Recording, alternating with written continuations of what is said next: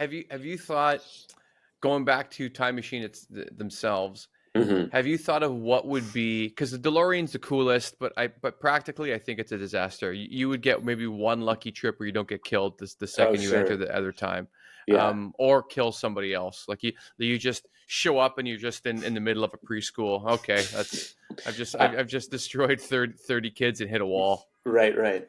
Um, I think uh, that the Bill and Ted's Excellent Adventure phone booth, Yeah, which is kind of a ripoff of the Doctor Who thing. I yeah, think it's a pretty cool concept. It just, it looks cool. If you have a machine that sort of just like takes you through a tunnel, I don't think it's going to spit you out in the middle of nowhere or in the middle of a preschool and crush a bunch of kids. It's right. So you have to have a time machine that has AI that knows where to land you. There you go. Yeah. All right, all right. Yeah, because okay, so if it's not a moving device, what about? I think that's the hardest, one of the hardest things to solve for time travel. To be like, Hmm. okay, I have to make sure that I'm in a field, but if you go to the future, like you've got to have some sort of Iron Man suit or something protected. Sure. Otherwise, like, or let's say you're, because if you you know all of a sudden, what's the word I'm looking for? If you just appear Yeah. in the middle of a church and the church has been destroyed and you just appear in the middle of a cement block, like, I think that's over. Yeah. Yeah. So have you thought of any other ways to go back in time to solve for that, like, space-time problem?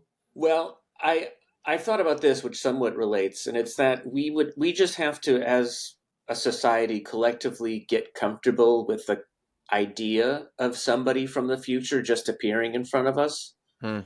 like because that would freak us out. You know what I mean? Like we would immediately, if let's say a time traveler from the future just happens to look a little bit like Arnold Schwarzenegger, Right. you're gonna get freaked out, and he Yeah. might be perfectly just fine. You know what I mean? And harmless, but Right. anybody appearing in front of you would seem like danger. Yes. So I think we have to just get comfortable with the fact that that might happen, you know? Yeah. And how we do that, I really don't know.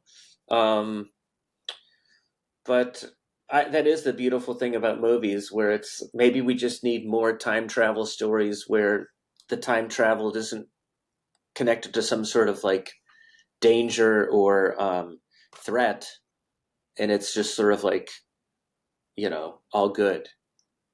Right. Which is hard Hmm. to it's hard to write a story without conflict.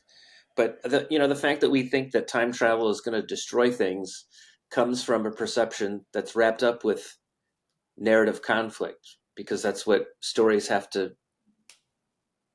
Right. I, include.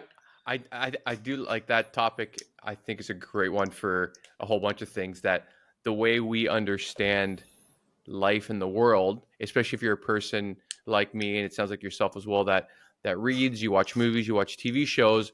I think our brain starts to understand life a little bit differently, in which if things are going well, there is going to be conflict. There is going to be something always to overcome. So Right. that's a really good point. And